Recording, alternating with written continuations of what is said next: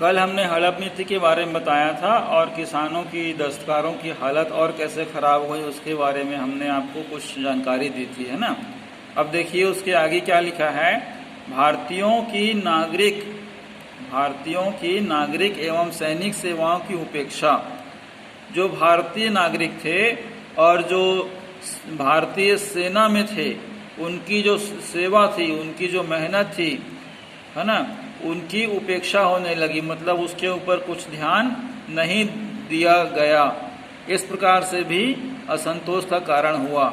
अंग्रेजों की नीतियों के कारण भारतीय कृषि, उद्योग एवं व्यापार की अवनति हुई, मतलब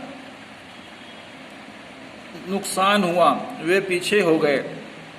जो किसान थे उस समय के और जो भारत का उद्योग था, व्यापार था, उसकी अवनति हुई, उनको नुकसान हुआ। किसकी वजह से? अंग्रेजों की नीतियों की वजह से।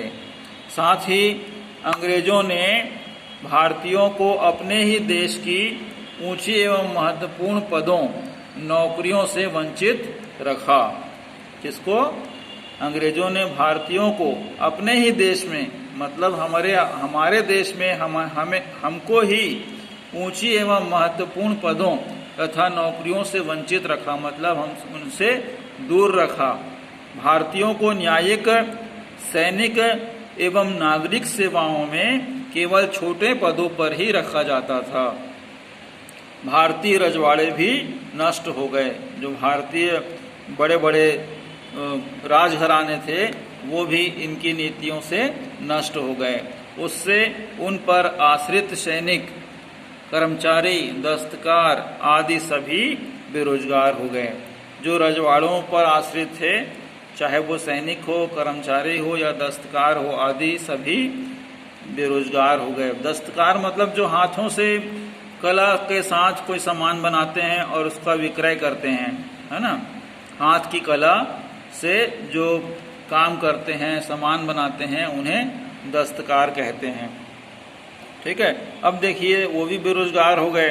फिर सामाजिक एवं धार्मिक सुधारों का विरोध हुआ। ठीक है। कंपनी शासक ने भारतीय समाज में प्रचलित सती प्रथा, बालिका वध के विरोध में तथा विधवा विवाह के पक्ष में कानून बनाए।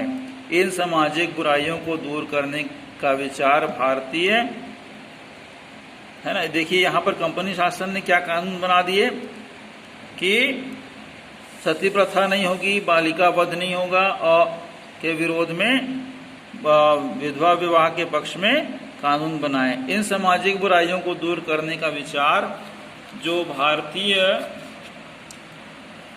अगला पेज देखेंगे, है ना, जो भारतीय शिक्षित वर्ग ने किया। कुछ सुधारों का शिक्षित वर्ग ने क्या किया? समर्थन भी दिया, लेकिन इन कानूनों का समाज के रूढ़िवादी वर्ग, जो पुराने ख्यालात के लोग थे, उन्होंने इसका विरोध किया और पढ़े लिखे लोगों ने अच्छा माना। ईसाई धर्म के प्रचार प्रसार में रूढ़िवादी चिंतित थे। उनको भारतीय समाज के रूढ़िवादी लोगों को लग रहा था कि ईसाई धर्म का प्रचार प्रसार हो रहा है, इसलिए वो चिंता कर रहे थे। उन्होंने इनका विरोध किया। इन सब के परिणाम स्वरूप क्या हुआ? भारतीय जनमानस में अंग्रेजी शासन के प्रति शंका एवं अविश्वास की भावना बढ़ती गई। ठीक है। अब आगे देखेंगे भारतीय सैनिकों में क्या असंतोष था। भारत के लोग जो सैनिक शासन में कार्य करते थे, उनमें क्या असंतोष था? अंग्रेजी शासन के अधिकांश सैनिक भारतीय किसान परिवार से आए हुए थे, है ना। इनमें बंगाल के सैनिक अपनी वफादारी के लिए प्रसिद्ध थे। अंग्रेज सैनिक अधिकारी भारतीय सैनिकों को हे दृष्टि से देखते थे, मतलब जो अंग्रेजों के सैनिक अधिकारी होते थे, वो भारतीय सैनिकों को बहुत छोटे और तुच्छ समझते थे और नीची जाति के या निचले और पिछड़े हुए लोग के हिसाब से देखते थे। भारत की ब्रिटिश सेना में भारतीय सिपाहियों का अनुपात 1.5 से अधिक था।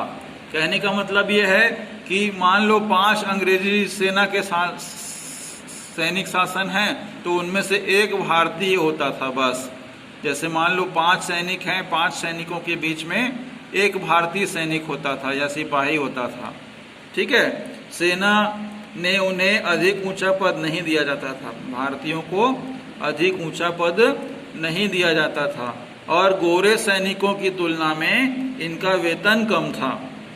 भारतीय सैनिकों को तिलक लगाना, दाढ़ी रखना, पगड़ी बांधना जैसे जो पारंपरिक कार्य होते थे उन पर प्रतिबंध लगा दिया था। मतलब वे इस प्रकार से तिलक नहीं लगा सकते, दाढ़ी नहीं रख सकते, पगड़ी नहीं बांध सकते, इस प्रकार का प्रतिबंध लगा दिया था। उन्हें युद्ध के लिए समुद्र पार कर अन्यत्र भेज दिया जाता था। मतलब समुद्र पार करने के लिए मजबूर किया जाता था, जबकि समुद्र पार करना उन दिनों धर्म के विरुद्ध माना जाता था। फिर भी अंग्रेज अधिकारी क्या करते थे, भारतीय सैनिकों को जबरदस्ती समुद्र पार करके दूसरी जगह में भेज दिया जाता था। इससे भारतीय सैनिकों में असंतोष छाने लगा। ठीक है, 1856 में भारतीय सैनिकों को अनफील्ड राइफल एवं कारतूस का प्रयोग करने के लिए दिया गया। ठीक है, भारतीय सैनिकों को क्या किया गया, जो राइफल सही नहीं होती थी, अच्छी नहीं होती थी, या कारतूस अच्छे नहीं होते थे, उसे प्रयोग करने के लिए दे दिए जाते थे। इन कारतूसों को खोलने के लिए दांत से काटना पड़ता था। ठीक है, बंदूक की गोली को दांत से काटना पड़ता था, और भारतीय सैनिकों में यह आशंका थी कि कारतूसों में गाय या सूअर की चर्बी मिली हुई है, जिसके कारण उनकी धार्मिक भावनाओं को ठेस लगती थी।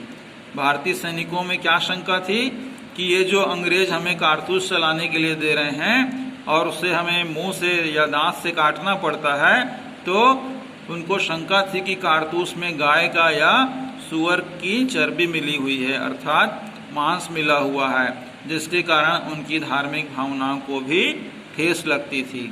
इस प्रकार से अंग्रेजों ने सैनिकों के साथ भी बहुत ही बर्बरतापूर्वक बहुत खराब व्यवहार करते थे। ठीक है, इसलिए भी भारतीय सैनिकों में अंग्रेजों के प्रति असंतोष बढ़ने लगा था। ठीक है, तो आज के लिए इतना ही काफ़ी है। आगे भी आप थोड़ी सी पढ़ाई करते रहिएगा, क्योंकि पुस्तक पढ़ने से, इतिहास को पढ़ने से हमें पता चलता है कि अंग्रेज किस प्रकार के लोग थे और जो हमारे भारत देश के सिपाहियों के साथ किस प्रकार का व्यवहार करते थे। ठीक है, पुस्तक पढ़ते रहेंगे तो आपको कोई भी प्रश्न बनाने में ज़्यादा दिक्कत नहीं होगी। आप अच्छे से किसी भी प्रश्न के उत्तर को बना सकते हैं, लिख सकते हैं। ठीक है, आप सभी का बहुत बहुत धन्यवाद। आगे की पढ़ाई हम कल करेंगे।